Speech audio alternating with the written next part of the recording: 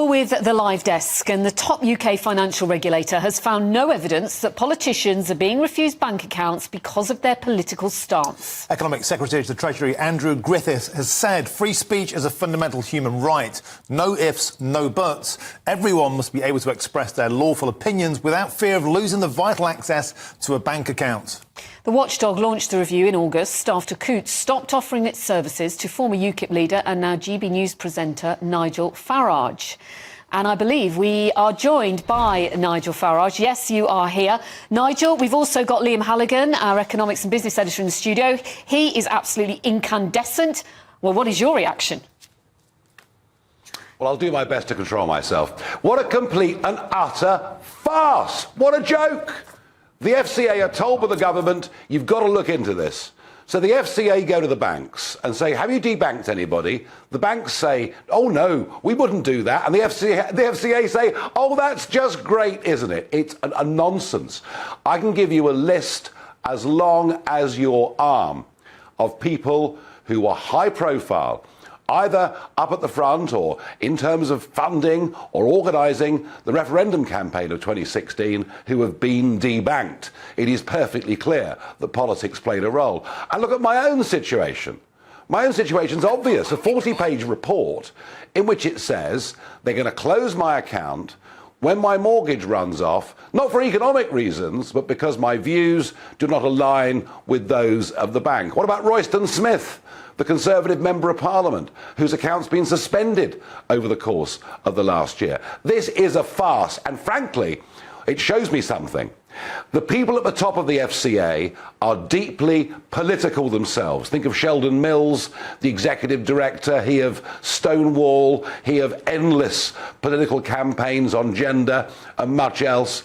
And when you ask a group of biased people to examine bias, don't be surprised when they don't find anything. On the broader issues around debanking, and the fact that people should have a right to a bank account, they say they'll report back in the next few months. But how can I have any confidence in the people running this organisation if this is their initial conclusion? Well, Nigel, you're absolutely furious and with every right. So what would you like to see happen at the FCA now, today? Well, I'm pleased that Andrew Griffiths has responded, but it's not good enough. Just to repeat the point that he's made over and over, that nobody should be debanked for their perfectly legally held views, fine. The problem here, and this goes right throughout our financial services industry, is the fish rots from the head down. It's the FCA that have been pushing onto the banks and insurance companies and many others this extraordinary diversity and inclusion agenda. And I think the people running the FCA are not fit for purpose. I think government needs to act. Let's get a financial markets regulator made up of people who have actually worked in financial markets. Wouldn't that be a change? And let's get politics completely out of it. The organisation is run by the wrong people. It is part of the problem and not the solution. Liam, what's your reaction to what Nigel's saying? Part of the problem and not the solution, the FCA? I think he's exactly right, and he's being remarkably restrained. This is almost Kafkaesque. As I said, the dossier which absolutely proved the point that Coutts, NatWest were being deeply political in their attempts to debank Nigel Farage is in the public domain. The Prime Minister's responded to it at the dispatch box of the House of Commons. Alison Rose has written to Nigel Farage, the now ousted head of NatWest Coutts, apologising for, quotes, the deeply inappropriate language. And yet the FCA, you know, full of people who are ex-Treasury, ex-NatWest, by the way, just looking at the board of directors now, very little financial expertise, is saying that there's nothing to see here, please move on. What really worries me, Martin and Pip, and I don't want to sort of extend this analogy further than I should, but I do think there's something here. Financial markets are quite shaky at the moment, OK? There's a lot of fear out there that the global economy could slow down. You know, we're looking down the barrel of some kind of financial correction, maybe a crisis. People need to believe the FCA when they say to the markets that this is true and that is true. And what the FCA have done today has totally undermined their reputation as responsible grown-ups. OK, Nigel, why do you think your bank account was shut? I know why it was shut. It was perfectly clear in the report, because my views did not align with those of the bank. I wasn't a campaigner for diversity and inclusion, and that must have made me a very bad human being. When it came to the NatWest board and getting rid of a few of them, you were quite successful. Are you going to take the same approach with the FCA now?